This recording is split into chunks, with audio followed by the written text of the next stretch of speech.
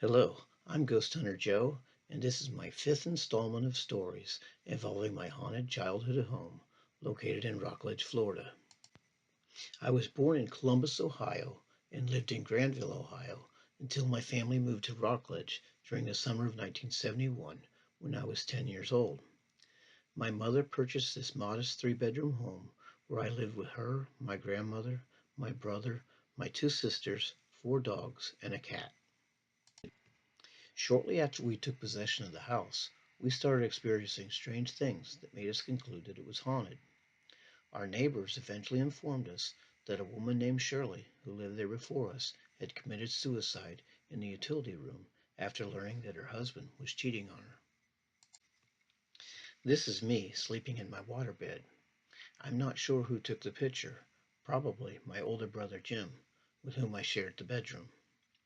I mentioned in part 2 how I had dreams with an unknown woman who I later assumed was Shirley. During this time period, I was frequently awakened in the middle of the night, usually around 2 o'clock in the morning, and would lay in my bed for hours, scared out of my wits. As I lay there, I would often hear the unique sound of someone walking in the hallway on the terrazzo floor in their bare feet. Since the bedroom door was closed, it could have easily been a family member, but not after we had wall-to-wall carpeting installed in the living room, dining room, and hallway. Let me tell you, hearing someone walking barefooted on the terrazzo floor after the floor was carpeted is not something one wants to hear in the middle of the night. This is Jim trying on his cap and gown and posing for this picture in our shared bedroom shortly before he graduated from high school and went away to college. I'm including this picture because it shows that the doorknob to our bedroom door was removed. Before we removed it, we had problems locking and unlocking it, which leads to my next story involving my grandmother. This is a picture of my grandmother at my cousin's wedding in Pensacola, Florida, taken around the time we lived in our haunted house.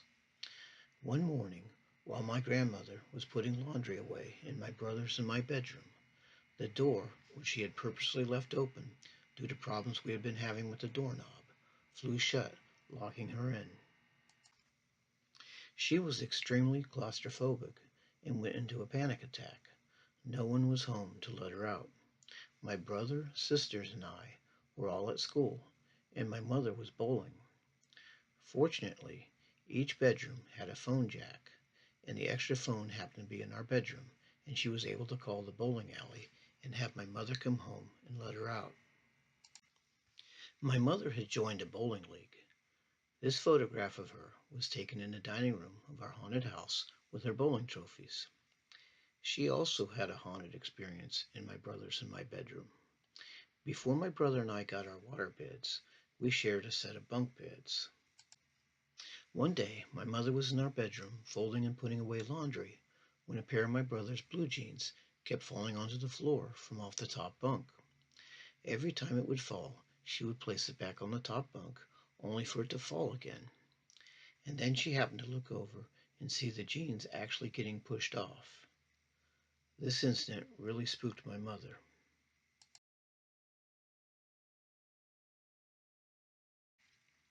So, was my childhood home in Rockledge, Florida haunted? My entire family thought so at the time. And while none of the things individually would make us necessarily conclude so, the totality of all the things combined made us come to that conclusion. My cousin's daughter Julie watched part 4 and contacted me. She doesn't remember telling me that the ghost at my childhood home caused my mother to beat her for playing with the antique doll head pincushion during her family's short stay at our haunted house when she was just a toddler. Her recollection is that she said that my mother spanked her for breaking something else, which she didn't break. She also advised that she didn't unfriend me on Facebook for defending my deceased mother. She unfriended me because of a political post I had posted, which puts her in good company. All of my nieces and nephews, except for one, and both of my sons-in-law, have unfriended me because they could not handle my political posts.